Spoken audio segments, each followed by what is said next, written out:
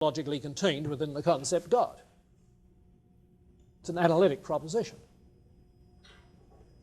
But on the other hand, it functions as a synthetic proposition in other contexts of discourse. If one is introducing the concept of a good God to somebody for the first time, or if you're saying to somebody recently suffering some tremendous woe, some words of comfort, and say, remember, God is good. You're affirming something of God, which in the anguish of her problem, the person may have left out, you see. So the point is that depending on the instrumental function of a proposition, get that, the instrumental function of a proposition, the analytic synthetic status may vary, you see. So you get pragmatism in that kind of form. You get it as well in Richard Rorty. And those of you who were at the pluralism lecture last night heard some things about Richard Rorty. What he did was to put the whole contemporary debate about religious pluralism in the context of postmodernism. You see, the religious pluralism debate is over the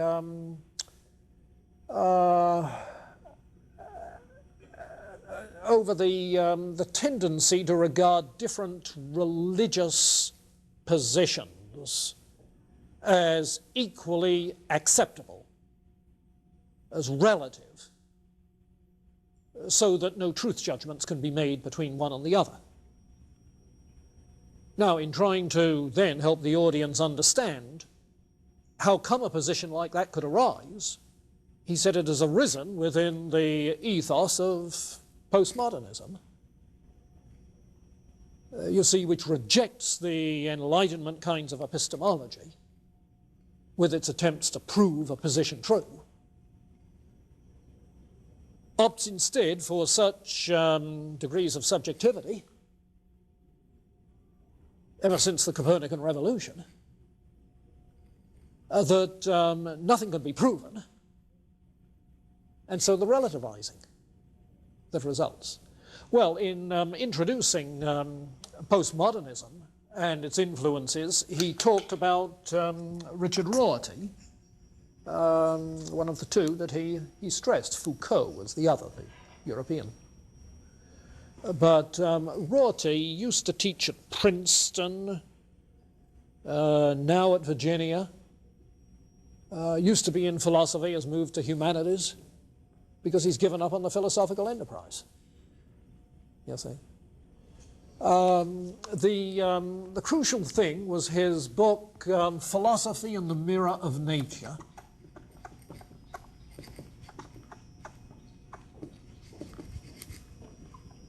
About, 10, 15 years ago, in which the mirror of nature stands for the view that ideas are representations of an otherwise unknown reality. The representational view of a Descartes, a Locke, a Kant, so on and so forth. And his point is, because of the failure of that representational view that thinks that in our minds we have a mirror of nature, you see, because of the failure of that epistemology, what is the left for philosophy to expect, you see? In other words, for him, it's either logical certainty within a representational view or sheer skepticism. Nothing is knowable.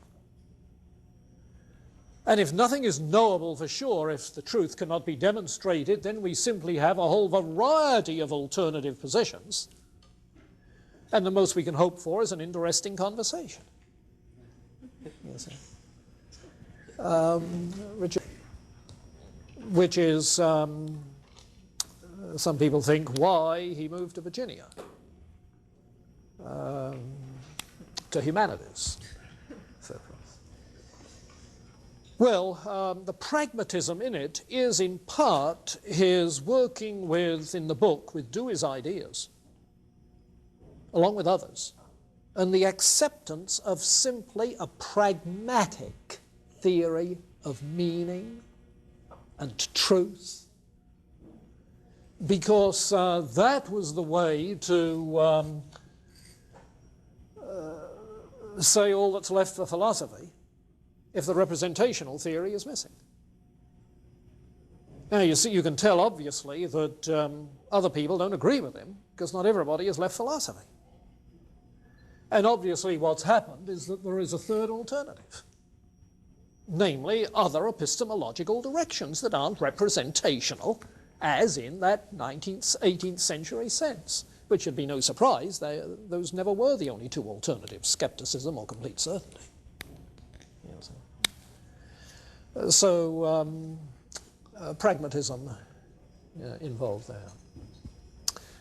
Well, I see our time is gone. Okay, Monday, a few comments further about pragmatism, opportunity for discussion, and then on we go.